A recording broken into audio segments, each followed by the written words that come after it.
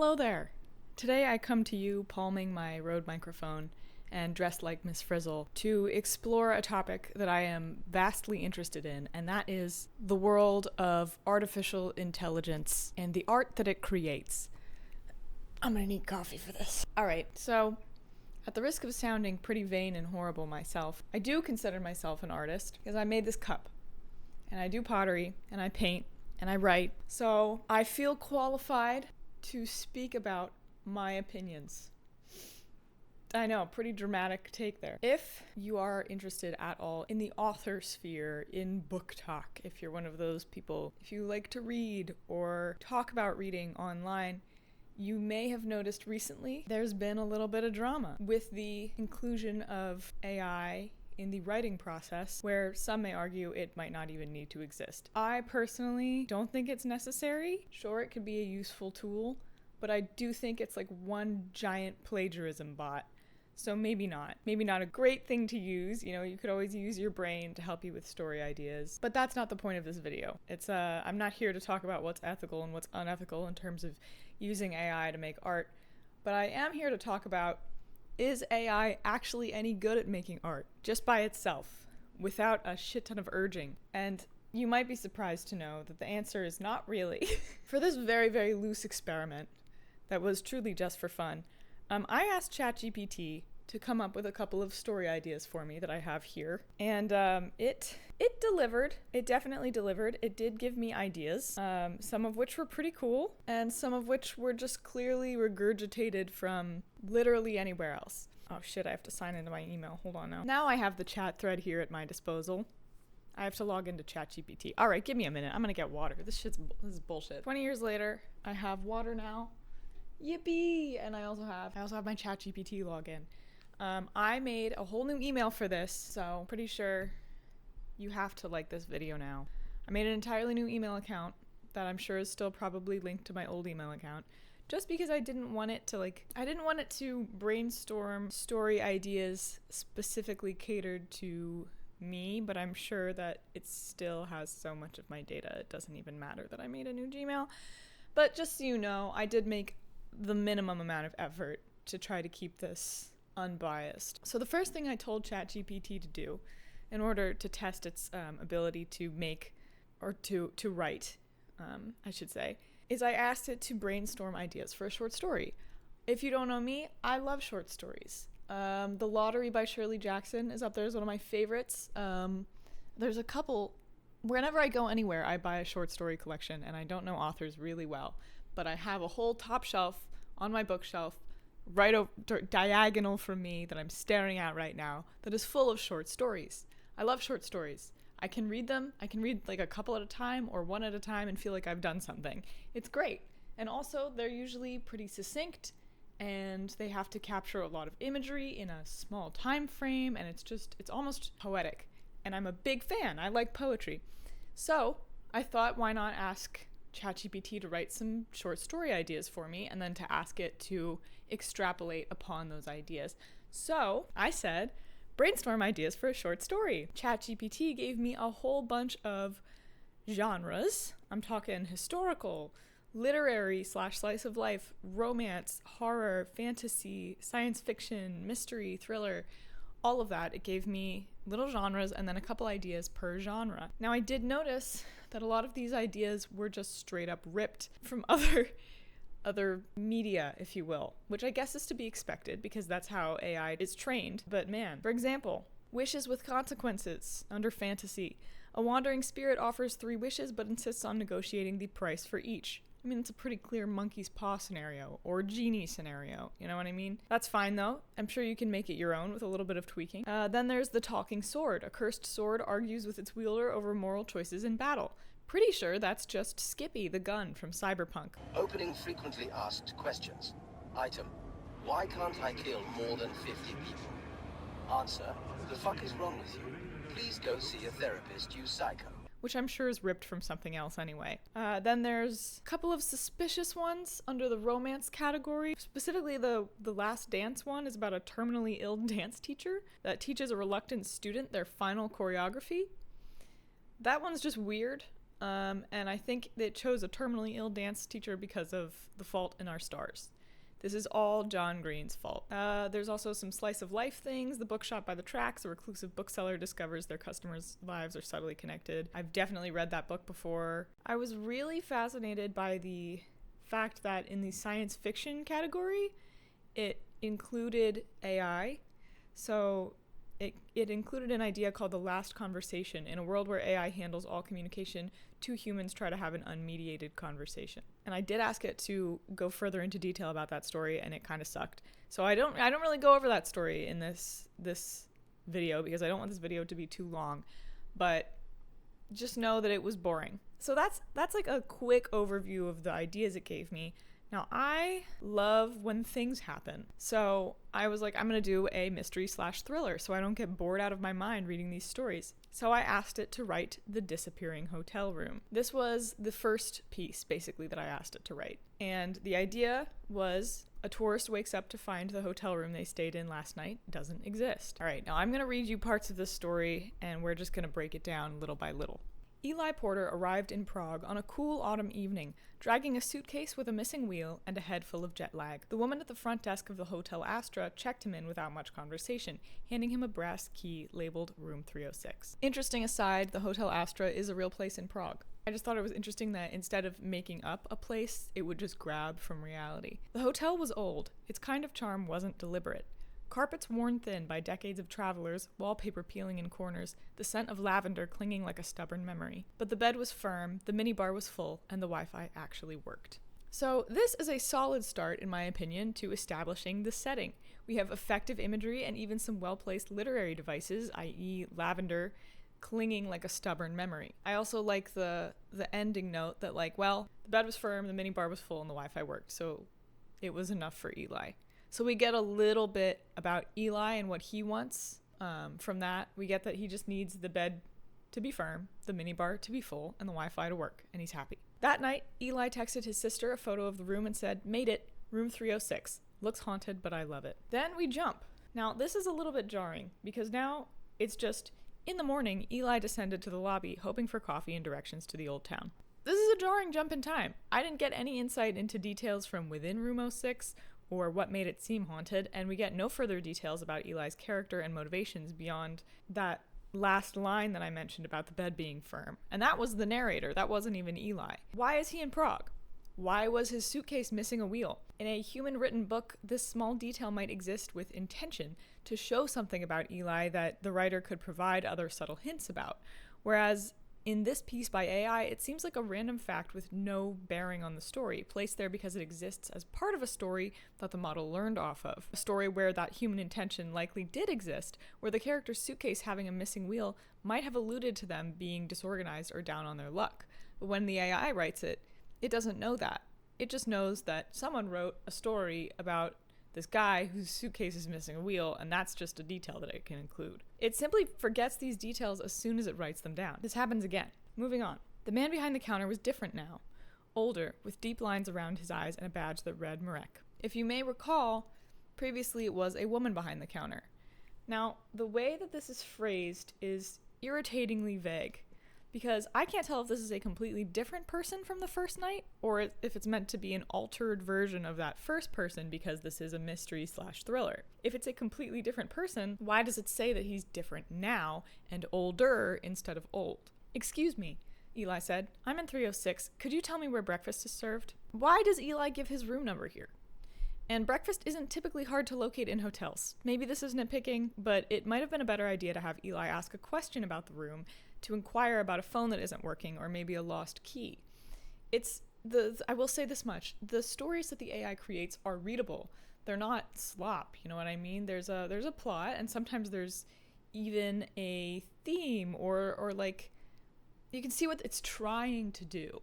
But it's missing a lot of human elements, and it's missing a lot of that human common knowledge. Like the fact that you wouldn't go to a hotel front desk and be like, "I'm in 306, where is breakfast?" You'd be like, "Hey, where's breakfast?" Marek frowned.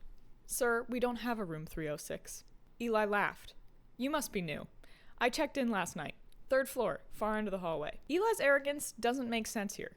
If this character is the type to stay in a rundown hotel and have a missing wheel from his suitcase and be fine as long as the minibar is full, where did this elitist attitude come from? Why wouldn't he just express confusion or frustration? Why would he scoff? Why would he insist that this guy must be new? Also, is the man behind the I'm so confused. Is the man behind the counter a completely different person from the first night, or the altered version of the same person? The description is vague when it states that he's different now, and the mysterious tone of the story might lead you to believe that he's the same person, just changed physically due to bizarre hotel magic. In this case, why does Eli, while recognizing the changes on this man's face, ask if he's new here? I'm going to assume that he's a brand new person, because that is the only situation in which Eli saying that makes sense. Although I think having the person behind the counter change a little bit would have been a really cool idea. So it's a shame that that's not the case. This hotel has only 5 rooms per floor. Perhaps you're mistaken? Tiny ass hotel. I'm not. I slept there. Look, Eli pulled out his phone. The text to his sister was still there, but the photo wouldn't load. Wi-Fi's bad in here, he muttered. So, what happened to, quote, the Wi-Fi actually worked? Now that it's convenient to the story, the Wi-Fi sucks. Or maybe that's the hotel magic. But it reads like a mistake instead of an intentional story change. Let me take a look, Marek offered, pulling up the reservation system. There was no Eli Porter checked in. You paid in cash? No, I used my card. American Express. Marek shook his head slowly. I'm sorry, but there is no record of your stay. Would you like to book a room? Eli stared at him. No, I want my room back. And then suddenly, this conversation just ends here, and we jump back in time, or I guess forwards in time, but we jump back up to the 3rd floor.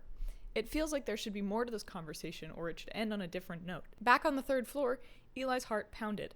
The hallway was shorter than he remembered. Where there would have been a door marked 306, there was only a blank stretch of faded wallpaper and a small landscape painting of a lake. He stood in front of it for several minutes, pressing his hand to the wall like a fool. No seams, no sign a door had ever been there. He went back downstairs. Eli's kind of going crazy here, right? Or like he should feel like he's going crazy, but we get zero insight into Eli's thoughts at this point. Is he panicking? Because he should be. Does he think he's going crazy? Was his luggage in that room? Does he check behind the painting at all? It seems like he's barely invested in this story that he's been plopped into. The police were polite but skeptical. The police? In what world do you call the police because you lost your hotel room? Just saying. And where's the front desk guy? Is he not concerned? Like he's just chill with Eli calling the police about this whole thing? Are you sure it wasn't another hotel? The officer asked gently, tapping at his notepad. There are many old buildings. They look similar. I also, just as an aside, I think it's funny that even in an AI-constructed narrative, the police are incapable of being helpful. There's nothing they could do here, but it's a little bit funny. Eli shook his head. I remember the smell. I remember the crooked lamp on the bedside table. I remember the key. Here, Eli is remembering details that we, the audience, were never privy to. This creates a disconnect, like a feeling that we missed some key information along the way, like a key or a broken table lamp. I remember the key, which you no longer have. I left it in the room when I went down for breakfast. Why would he have left his key in the room? If he forgot it, why wouldn't he just say he forgot it instead of that he left it? And there's no photo, no receipt, no sign you were ever here. So, this last line is weird to me, especially the photo part. We assume that the officer is referring to the photo that Eli sent his sister that isn't loading, but Eli has not shown them the photo or referred to it in any way in this specific conversation with the police. So now we have to do the work of inferring that Eli showed the officer this photo. Which is fine, you shouldn't have to spell out everything in your story, but it doesn't make sense for the officer to just say, there's no photo, no receipt, no sign you were ever here. Also, if he used his card to reserve the room, would there not be a history of that transaction with his bank? And if there isn't, how would we know that beyond this vague allusion to it? And also, are there no security systems in this hotel? No cameras at all? Now we get another jump in time. His sister finally responded. Looks spooky. Where is this place? The photo won't open for some reason. One thing you'll notice with these stories is that everything is spelled out for you. Instead of Eli's phone vibrating in his pocket or something more dynamic like a sound notification going off to let you know that Eli's gotten a text back, we just get his sister finally responded. Frankly, it makes the story a bit dull and it removes a lot of potential suspense. He texted back, Hotel Astra, room 306 disappeared. I think I'm losing my mind. Her reply came in a few seconds later. There's no Hotel Astra in Prague. I just looked. Closest match is in Romania. So, Eli's sister doesn't ask any further questions when he says he thinks he's losing his mind and that room 306 disappeared. She doesn't even give him a call or do anything remotely human.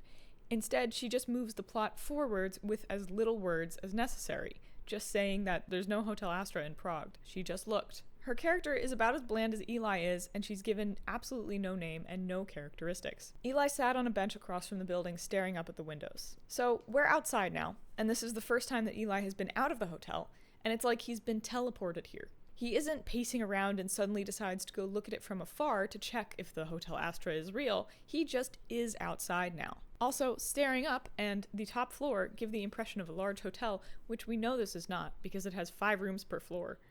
Although I guess it could be built like a giant pencil, I don't know. The top floor curtains fluttered slightly. A figure stood there watching him. It looked like the woman who had checked him in. This woman literally never comes up again. He stood, marched back inside, but Marek was gone. The front desk was empty. He climbed the stairs 2 at a time. The 3rd floor was silent. The hallway now ended in a blank wall where room 306 should be. But something was different. The painting of the lake was gone. Why? There's no reason for the painting to be gone. In its place was the crooked lamp from the room. What? This feels cheap. It feels like an unnecessary twist that only serves to confuse you further. Eli only briefly mentioned the lamp when listing off things he remembered about the room.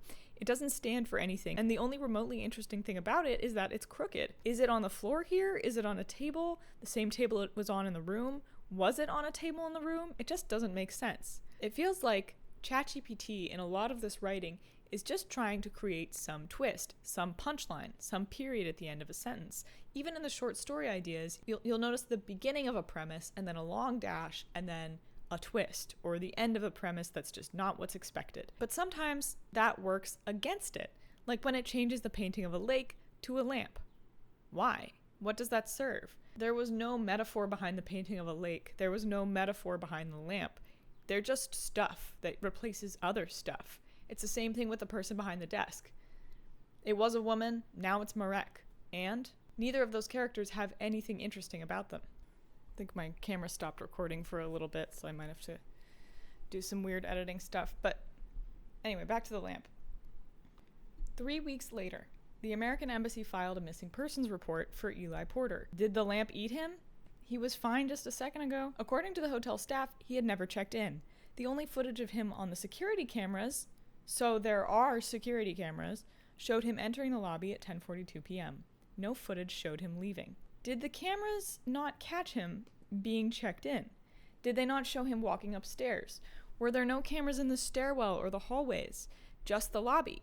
If that's the case, where did he go after the lobby then? Did the lobby cameras not catch him literally walking out of the lobby into the stairwell? Like, so he just walks into the hotel, he's in the lobby, and then what? What does the footage show? Does it show him walking off camera and that's it? Then why doesn't it say that? It just says the footage only shows him entering the lobby, no footage shows him leaving. But then what? His sister flew to Prague, clutching screenshots of texts and a blurry, pixelated thumbnail of a photo that refused to open no matter the device. Still nameless, by the way. She does not get a name. She visited the Hotel Astra. The man at the desk, a new one now, young and smiling, again, replaced for what reason? Why was Marek replaced? Why was that original lady replaced? I'm just left with questions and zero answers. Told her that there had never been a room 306. Only 5 rooms per floor, always have been. She paused in the hallway on the 3rd floor, staring at the blank wall where her brother swore his room had been. The wall was smooth, but a crooked lamp sat on a small table beside it. The fucking lamp! Its bulb flickered as she walked by. Is bro inside the lamp? I would say that's pretty clever if it's like a lamp or a hotel room that steals souls. But it's clearly untrue, since I asked ChatGPT later about the significance of the lamp, and it basically just told me it existed to be creepy. I have to make up meaning in my brain, give the items in this story meaning, because the story doesn't create any meaning for you. It's like how every book in English class had like weird, bizarre symbolism, like the curtains were a different color and you're just supposed to pick up on that. It's like that, except there is no meaning at all behind it. There's no hints towards meaning. There's not even a thought of it. It's just like, here are all these puzzle pieces and you have to put together a picture. And it doesn't actually make a picture. It's just random puzzle pieces that don't fit together.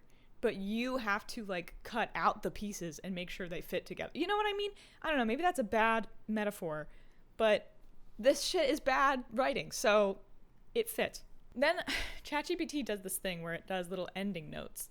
And so this one was, some places are meant to be forgotten, and some rooms remember you, even after you're gone. I actually find the ending notes quite cute, but they straight up don't make any sense. They sound like something that should mean something, but they are in no way connected to the story. The protags never forgot about the room.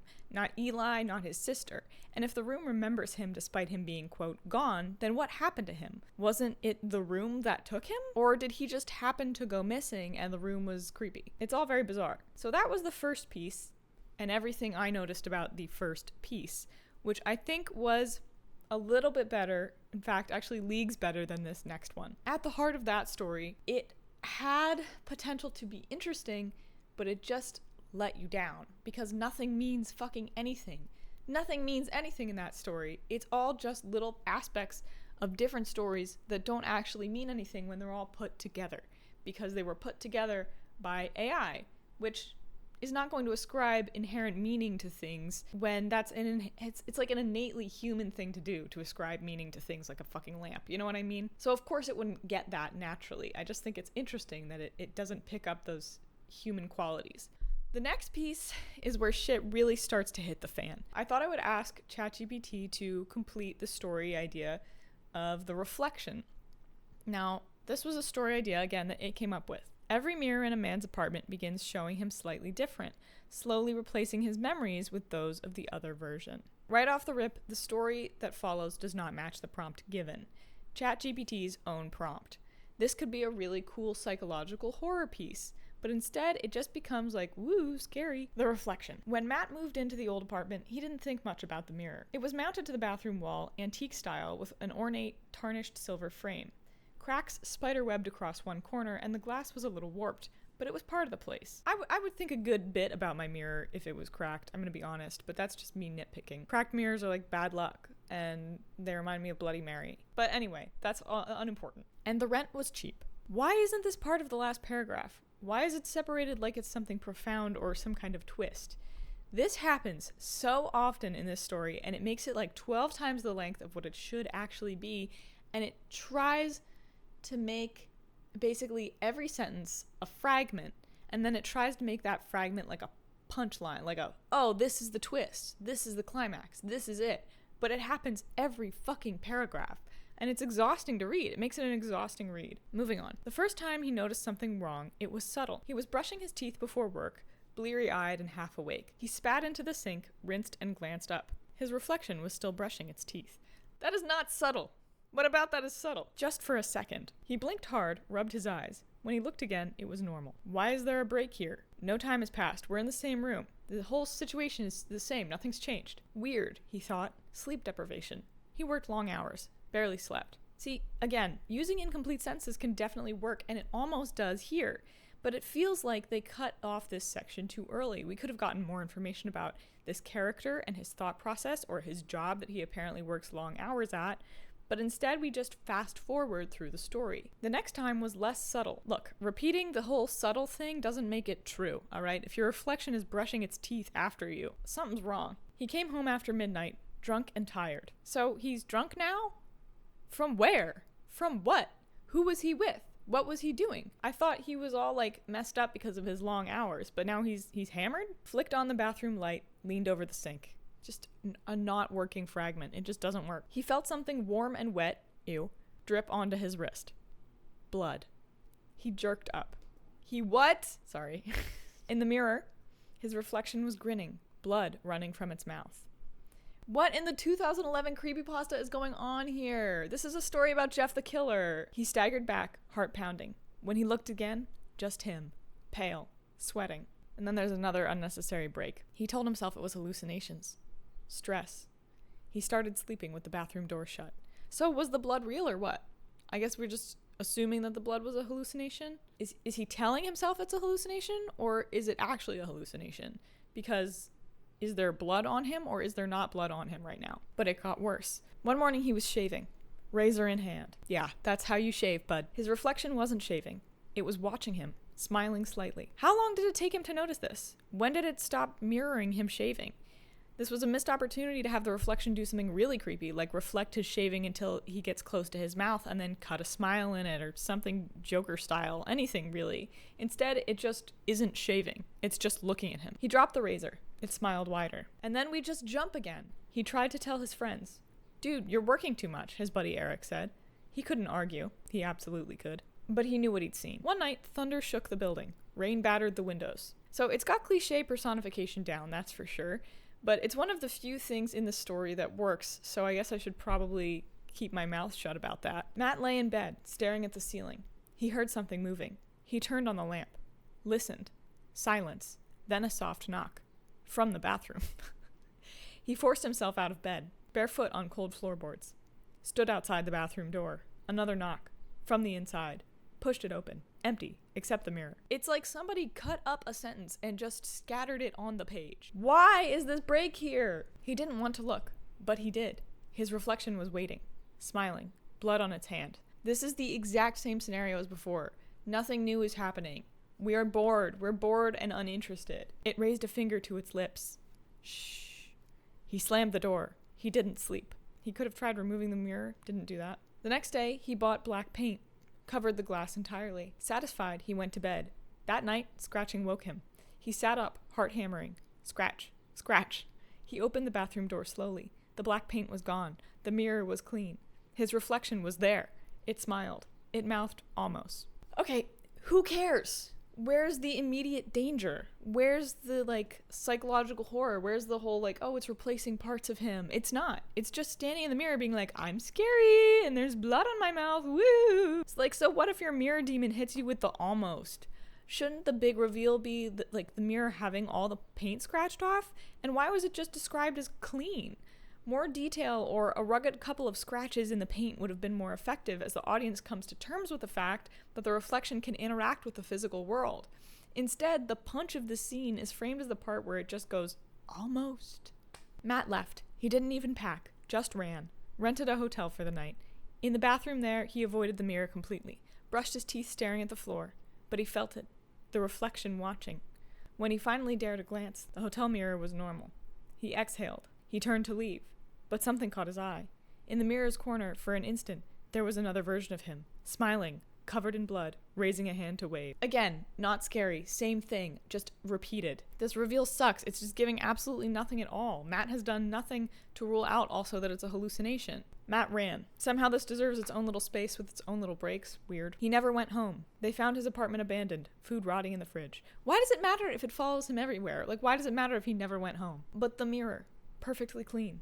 When the new tenant moved in, they admired the antique frame. They didn't notice at first that their reflection would sometimes move just a little too late, or smile when they weren't smiling. This could have been one sentence. They would. Soon enough. So none of this shit makes sense, and there's 4 complete sentences total in this whole story. Bad. It's just a bad story. The ending note is, some mirrors don't show you. They show who's waiting to replace you. We never got any indication that that's what this story was about, or that's what was going on. Bro didn't even try to replace him. The mirror demon did nothing but wave and be goofy and covered in blood. So here's what I noticed about these 2 stories before I get to the better story that I wrote. ChatGPT was especially talented at conjuring up simple story ideas with big twists. The challenge is introduced when it's asked to execute the story. Oftentimes it gets lost along the way and has to steer itself back to an ending that makes sense at all. A lot of times its ideas are cliche, and no shocker here, exist in at least 100 other forms. I can name a couple examples of actual media that follow eerily similar plots to the short story ideas that it listed out for me, which I mentioned earlier. The AI tends to forget or repeat parts of its stories. It even forgot the prompt for the second one. No memories were mentioned at all, and it was far less psychologically horrifying in concept. The AI built things upon a presumed climax that never quite arrived. It edged the reader, while simultaneously maintaining zero suspense the entire time. The stories were all very eager to end, and more so to explain themselves, despite having nothing to explain. Characters were unimportant. All of them could be replaced by literally anyone. The stories were just completely unevolved. With more urging and a more detailed framework, I'm sure it could write something interesting, but on its own, it's lacking. This comes as a surprise to absolutely nobody, of course, since AI is dependent on human prompting. I thought it was fascinating also how the AI changed style so drastically when switching between genres. The horror story was so much harder to get through than the thriller, I legitimately have to wonder if it was trained on creepypastas. The breaks and time jumps in both stories were awkward and disorienting, and it put zero thought into the actual themes and overarching metaphors that could have been present in those stories. If I prompted ChatGPT to write a story with a lesson or a metaphor, I believe that it would, but I think it's interesting how such an important aspect of creative fiction is just completely omitted by default. Still, aspects of the story that might contribute to an overarching metaphor, like a missing wheel or a broken lamp, remain. It's like they're ghosts of a story that could have been. The AI struggles to find meaning in things that we recognize as meaningful. So those were the two big ones. I'm probably gonna have to film this later because my camera is dying, but those were the two bad ones. Next one I have the good one and how I ruined it. So I'll see you in a second when it's darker out because I need to charge my camera. Alrighty, so the final story is titled Coffee at Dawn, and it is a piece of slice of life flash fiction. So basically 300 words meant to be like a slice of life, if you will. Maya opened the cafe at 5:45 a.m., the key cold in her hand. The street was quiet, painted gray with the last shadows of night. Inside, she flicked on the lights one by one. Counters gleamed. Chairs stood on tables like patient horses. Now, I'm gonna be honest, when I first read this, I thought this line was dumb. But now I kind of really like it. So, I don't know what the hell it means. And if it were a poem, I think it would be a fantastic line because you'd have a lot more poetic context. Oh my god, hold on. Camera's floating. Get back down here. There we go. Oh, that better? I think that's better. Yeah. Okay, so as I was saying, I like this line because I'm not sure what the hell it means, so it's kind of goofy. And if it were a poem, I think it would be fantastic because you could set up some context around it to have it mean more. However, because it's in the story, I can't help but feel like it's just meant to read as though it has meaning when it doesn't. It just feels like it could be replaced with any kind of gibberish sentence, like chairs stood on tables like quiet meerkats, or silverware gleamed like buttons in the sun. Although that one makes a little too much sense. Yeah, chairs standing on tables like patient horses. I like it.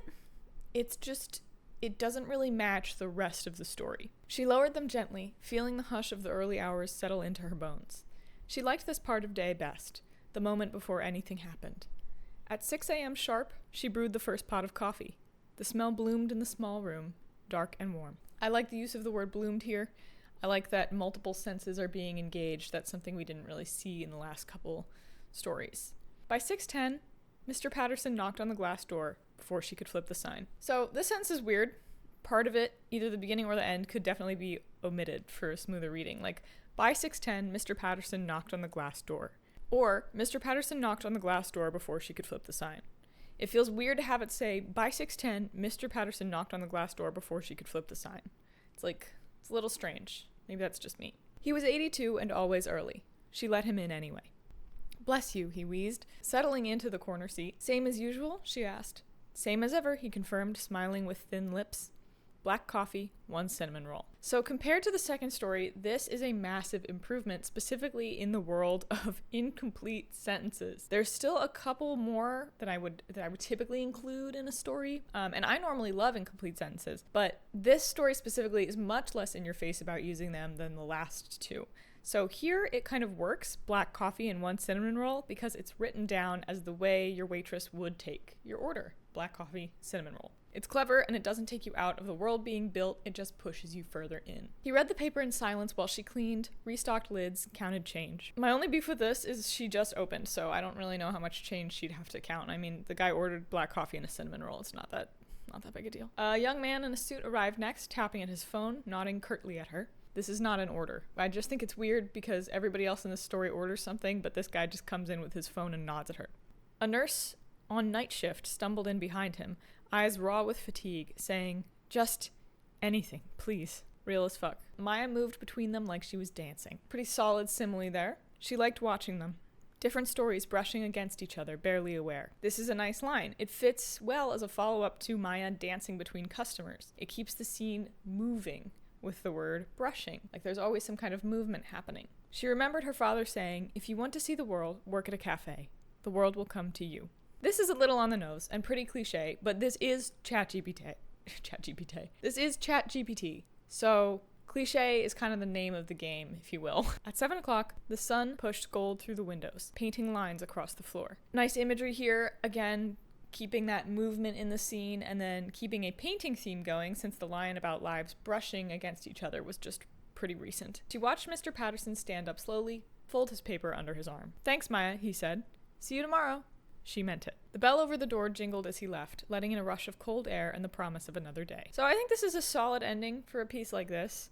It's to be expected, but not in a bad way, and it's just a little bit better than the other pieces we've seen, because it had kind of a theme throughout it. It had a vibe, and it kept that up, and there wasn't really jarring switches, setting changes. There were parts of the character that were highlighted, so it's not like, oh, Maya works in the cafe and this happens, this happens, this happens.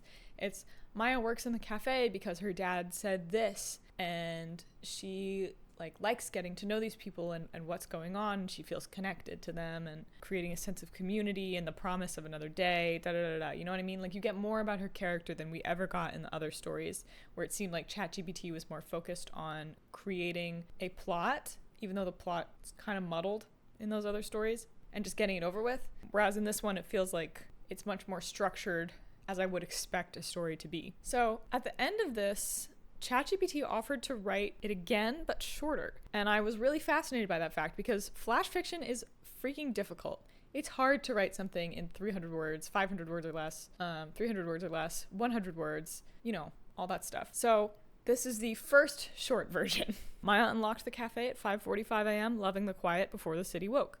She brewed the first pot, the smell filling the space like a promise. Mr. Patterson tapped on the door before she flipped the sign. 82, always early. "Same as ever?" she asked. He nodded, settling in with black coffee and a cinnamon roll. A nurse on night shift stumbled in next, murmuring, "Anything, please." Maya moved between them softly, cleaning, pouring, listening to the hum of their separate lives. Her father's words echoed.